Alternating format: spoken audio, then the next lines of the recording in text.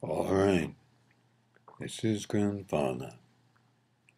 Now I know many of you have been alarmed at the number of volcanoes and earthquakes and other issues going on Earth now. But you've also, many of you, been learning things here on these videos or on the blogs or in the books that comes through this channel.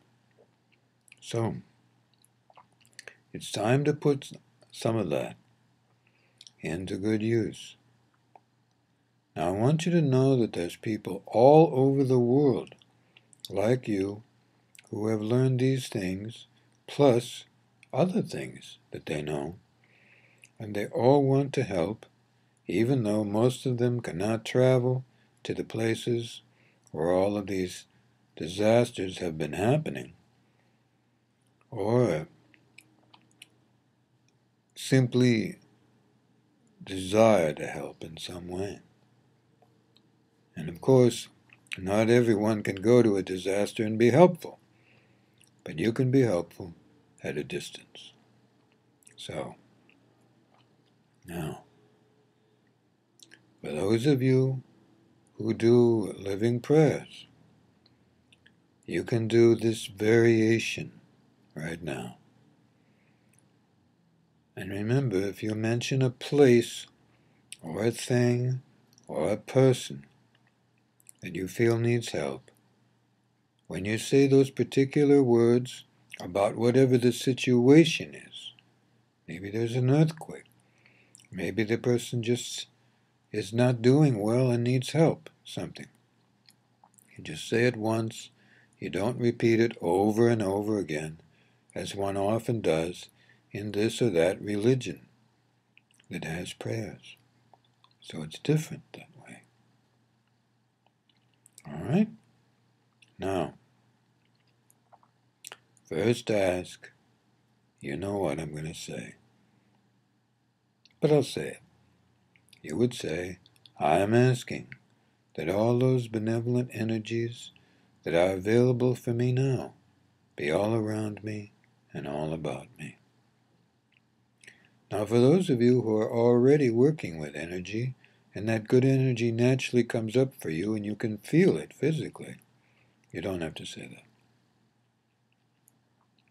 But for those of you who aren't sure, or to whom this is new, all right, then you can pause for a minute, maybe a half a minute. Don't look at your clock or watch. If you're wearing one, you might want to take it off. Generally speaking, I don't recommend that you have your electronics on you when you're doing these things. Of course, if you have a heart monitor or something like that, you don't have to worry because those are shielded. The energy isn't harmful, but it can be magnetic. So it's something to think about for all you pilots up there. Now, this is what you say. And I'm going to give you the conditions you might say. All right? And so I might even say blank. Okay? Obviously, you would fill in the name or the place. And for the circumstance, I might say blank. And then you fill in the circumstance if you know it. So, then you say, I am asking that blank receive all the help, love, and support he or she needs now in the most benevolent way that is available for him, and that she experience the most benevolent life that he or she can have now. All right? That's for an individual. What about if it was for a place? Say, let's say Nepal. And you would say, I'm asking that all those people and beings who are in Nepal now receive all the help, love, and support and patience that they need now from all those beings who can provide that help, love, support, and patience now. Patience is an important thing, especially if there isn't a shared language. But even when there's a shared language, there can often be customs or even idioms, the way you speak, that are not shared. And in urgent situations, sometimes this comes up as a problem. So don't be afraid to talk with your hands as well as with your mouth. Okay? And be patient with yourself and others. Very important these days. Remember also to be patient with Mother Earth. She, like you, is just trying to survive in the best possible way. But she, for the most part, unlike you, is hosting many millions and billions and, yes, trillions of beings, because I'm not counting only human beings here. Remember also that sometimes things happen that seem to be completely nonsensical. Now, why did that happen?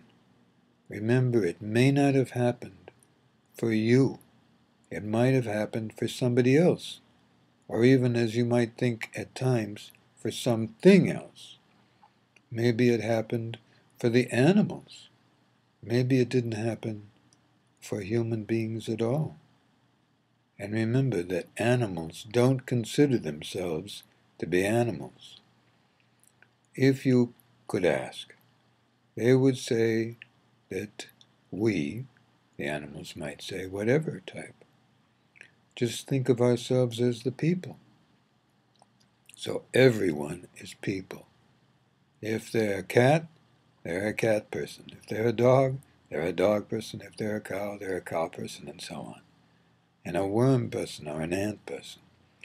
Just think of them that way.